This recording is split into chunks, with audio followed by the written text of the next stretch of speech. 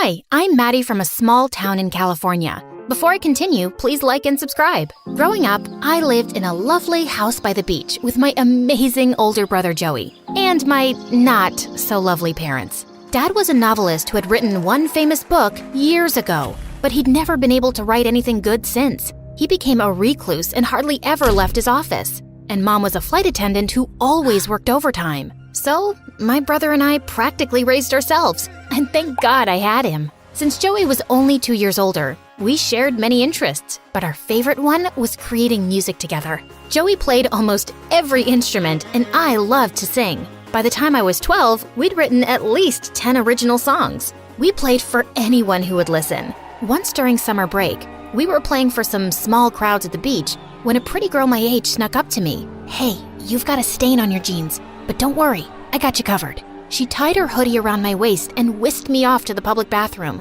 Thanks to Mom never being around, I was totally unprepared for my period. "Thanks for today. I feel so stupid." "Forget about it. Happy to help." That's the day Cheryl and I became best friends. She was in a different school and we'd hang out every weekend. But eventually, she convinced me to switch over to her school. My parents didn't care either way, and Joey was supportive as always. But this school was different. Everyone here was a lot more conscious about appearances, and I felt odd in my tomboyish clothes. But Cheryl always knew what to do. She helped me shop for nice outfits, showed me the right way to roll up my jeans, and how to get perfect beach waves in my hair. She and her mom regularly went out for lunches and spa dates, and I was always welcome to join. In 9th grade, Joey and I decided to participate in a talent show at a local fair. We were really excited and even invited our parents, but as usual, they didn't show up. Cheryl was there to cheer us on though, and we won first prize. Cheryl thought it would be a good idea to put the video of our performance online,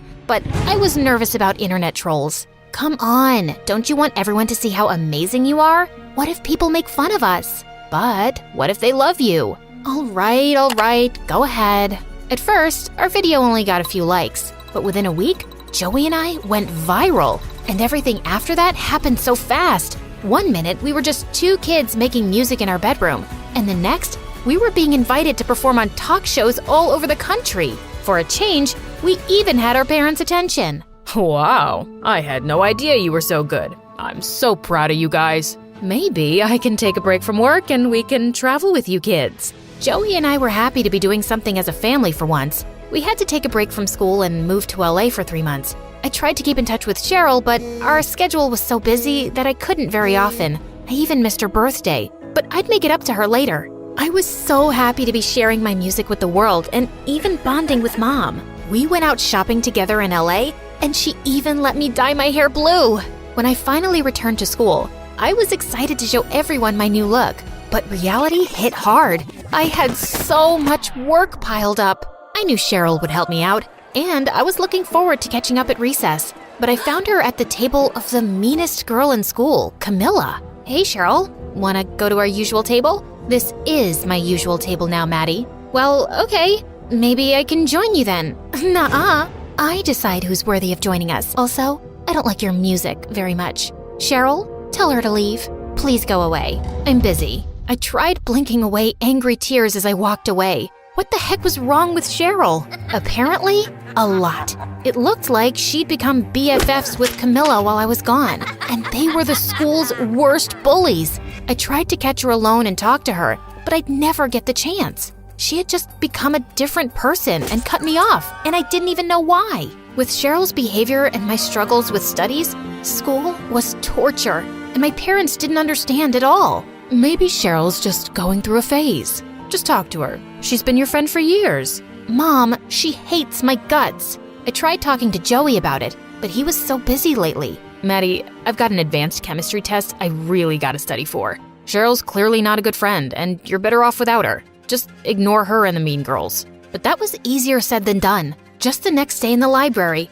I found Cheryl spreading vicious lies about me. I'm the one who put Maddie on the map with that video. And the song that went viral, I wrote that, and she never gave me any credit. Such a witch. Are you kidding me? You don't know the first thing about music or songwriting.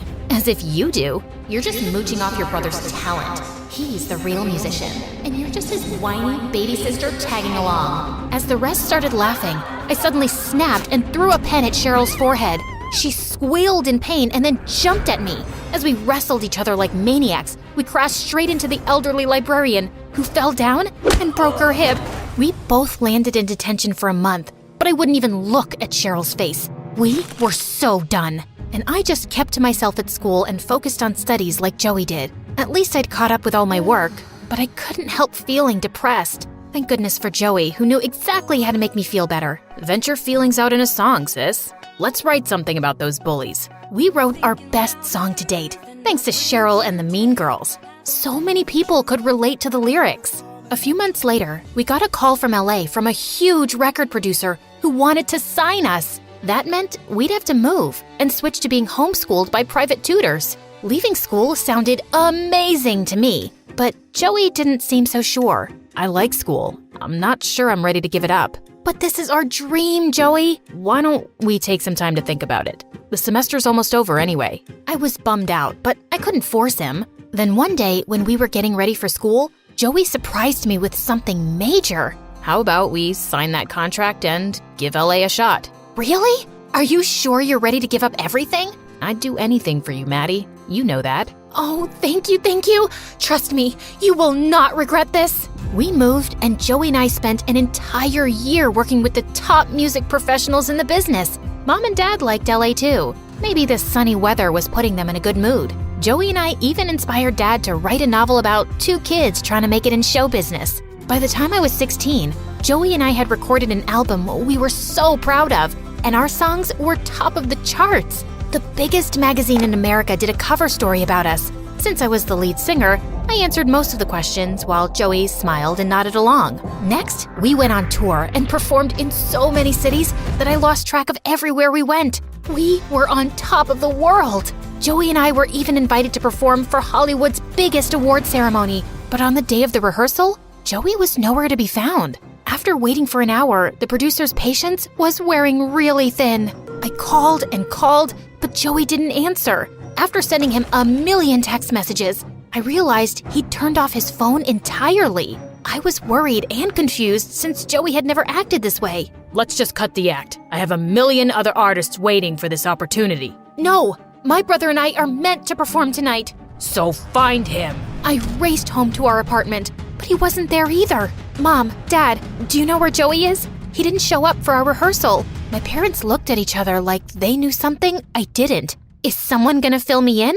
Where is he? We don't know where he is, honey, but he's been extremely homesick lately. Maybe he's at the beach. I found Joey reading a book by the beach, exactly where Mom said he would be. Joey, what's going on? We had a long heart-to-heart, and he told me that he never really wanted to be famous. Maddie, I enjoyed making music when it was just the two of us, but I'm not interested in the business side of things. All these interviews and deals and tours and signing events, it's too much for me. How could you lay this on me now? We're supposed to go on stage tonight for the biggest award show in Hollywood, and you're freaking me out. See, this is what I mean. You're not even listening. All you care about is yourself and being famous. No, I care about our music. Well, maybe you should act like it.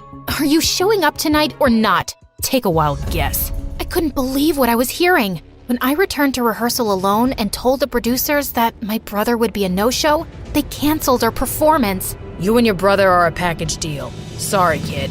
I was heartbroken, and just as I was about to leave, Joey waltzed in through the doors. You're here! I'm so glad you showed up! Let's just get this over with, okay? Joey and I performed a new song that night and got a standing ovation.